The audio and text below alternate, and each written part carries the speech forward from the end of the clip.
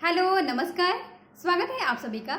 आज के इस वीडियो का टॉपिक है Bihar TET vs C TET. तो इसमें कि हम एज ए एस्पेरेंट्स क्या चाहते हैं कि सिर्फ सी टेट पे बहाली हो या फिर पहले बिहार टेट लेना चाहिए या नहीं लेना चाहिए, क्या क्या समस्याएं आती हैं, उससे रिलेटेड आज का ये वीडियो है।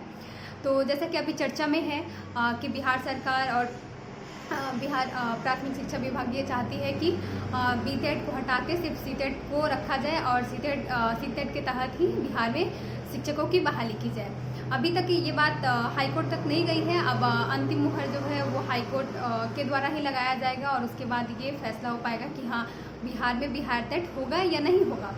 तो सबसे पहले मैं एक चीज़ आप लोगों के साथ साझा कर देना चाहती हूँ कि ऐसा नहीं है कि मैं सी टेट क्वालिफाइड हूँ इसलिए मैं ये चाहूँगी कि बिहार टेट नहीं हो। उसके कई कारण हैं जो कि हम दोनों का क्या उसके फ़ायदे हैं और क्या मतलब सी टेट से फ़ायदे होंगे, उसके बारे में चर्चा करेंगे। और आप क्या सोचते हैं आप भी हमें कमेंट करके बताइएगा। जैसे देखिए, बिहार टेट में जो लोग बिहार के निवासी हैं उनको बहुत अच्छे से पता है कि हम लोगों को बिहार में एग्ज़ाम से रिलेटेड कितनी समस्याएं होती हैं। एक तो समय पे फॉर्म नहीं आना, उनका कोई नियम ही नहीं है कि कब फॉर्म आएगा कब नहीं आएगा। दूसरा, जब हम एग्ज़ाम देने जाएंगे तो पता चलेगा कि पेपर लीक हो गया था और मे बी पेपर कैंसिल हो जाएगा या फिर कट ऑफ हाई चला जाएगा या फिर कई तरह की समस्याएं हैं। और उसके साथ ही एक समस्या ये भी है कि बिहार में ये धांधली बहुत चलता है एग्ज़ाम में। बिहार टेट में भी कई बार देखा गया कि धांधली चलता है। जब हम इन सभी चीज़ों से निपट भी जाते हैं तो आगे पता चलता है क्या कि जो एग्ज़ाम हम दे के आए थे उसमें तीन चार क्वेश्चन गलत हैं या फिर 5-6 कई बार उससे भी ज़्यादा रहते हैं। तो ये एक समस्या बन जाती है। उसके बाद में हमारा जो एग्ज़ाम लेने वाला विभाग है, पता नहीं क्यों इतना आलसी है, उसको समझ में नहीं आता है कि जब केंद्र सरकार का ये नियम है कि हर साल जो भी स्टेट टेट हैं वो होंगे तो भी ये नहीं ले पाता है।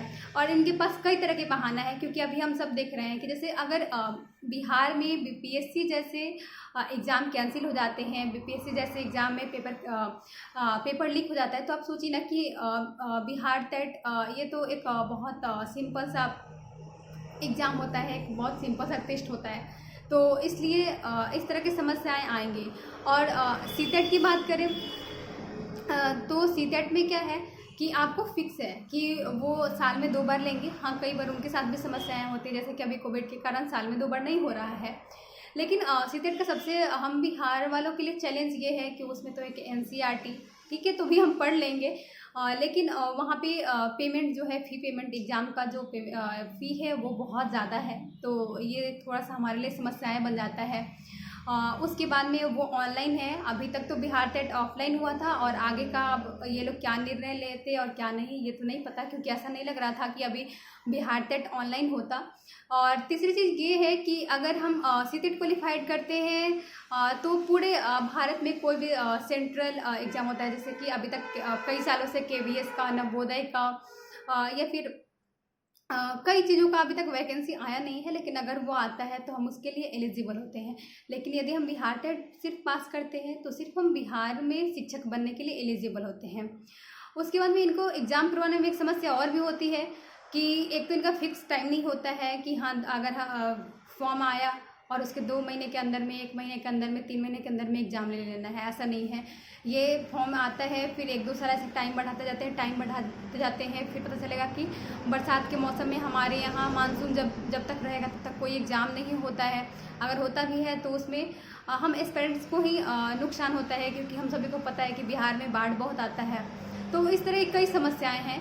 लेकिन फिर भी अगर जैसे यूपी है तो यूपी में यूपी टेट होता है, राजस्थान में रीट होता है, झारखंड में होता है।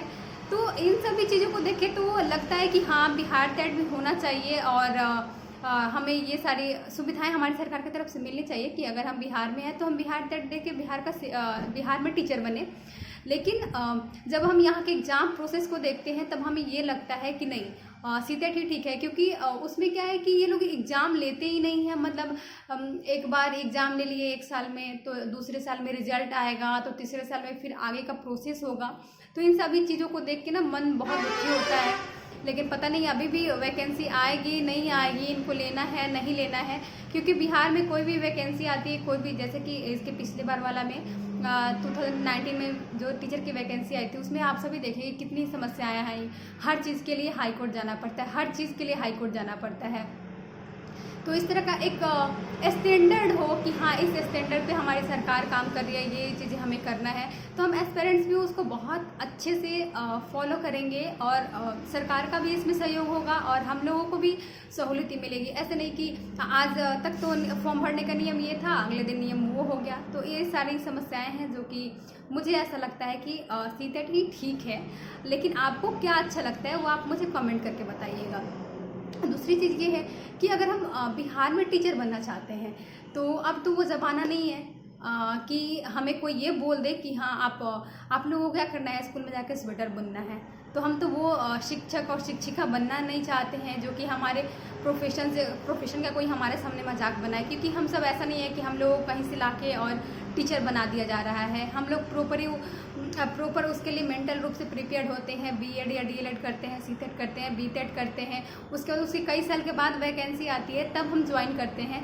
तो हम जो भी अभी जो लोग भी टीचर बनना चाहते हैं वो क्वालिटी टीचर हैं और सभी को ये लोग विश्वास रख रहे हैं कि हाँ अब जो टीचर आएंगे उनसे हम इस तरह की मजाक नहीं कर सकते हैं। और हाँ हम लोगों को भी विश्वास है कि अगर हम बिहार सरकार में टीचर बनेंगे और जो लोग इस बार वाले में 2019 वाले में बने हैं कि वो स्वेटर बुनना उनका काम नहीं है। आप ऐसा नहीं है कि मीडिया वाला जाएंगे और बोलेंगे कि हाँ आप पढ़िए और हम पढ़ना शुरू कर देंगे और वो ये बोलेंगे कि हाँ देखिए यहाँ पे इन शिक्षक को ये चीज़ें बेसिक चीज़ें नहीं आ रही हैं। तो ऐसा नहीं है। जब हम टीचर बनेंगे तो हम बिहार के एजुकेशन सिस्टम में तो बदलाव नहीं ला सकते, क्योंकि बदलाव लाने के लिए सिर्फ शिक्षक और शिक्षिका के हाथ में नहीं है।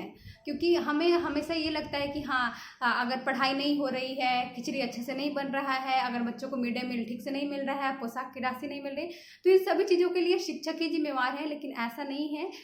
अगर हम सिर्फ शिक्षक को जिम्मेवार ठहरा दें तो अच्छी बात नहीं है। इसके लिए सभी कहीं ना कहीं जिम्मेवार हैं। उसमें पेरेंट्स और स्टूडेंट्स भी आते हैं और हमारे जो भी अधिकारी हैं, सीनियर्स हैं, वो भी आते हैं। लेकिन फिर भी बिहार टेट और सीटेट में अगर मुझसे पूछा जाएगा, अगर मेरा पर्सनल ओपिनियन पूछा जाएगा, ऐसे तो मैं बिहार से हूँ तो मैं चाहूँगी कि हाँ बीटेट हो, क्योंकि जिन लोगों का सीटेट नहीं हुआ है और 7वां चरण का अगर वैकेंसी आ रही है तो फिर उनको परेशानी होगी, तो इसलिए बीटेट हो। लेकिन फिर जब इन समस्याओं को देखती हूँ ना तब मुझे ऐसा लगता है कि एक स्टैंडर्ड होना चाहिए और बिहार सरकार को उस स्टैंडर्ड को फॉलो करना चाहिए जिससे कि हम एस्पेरेंट्स को सहूलियत मिले। तो आप क्या सोचते हैं, आप हमें कमेंट करके बताइएगा। धन्यवाद।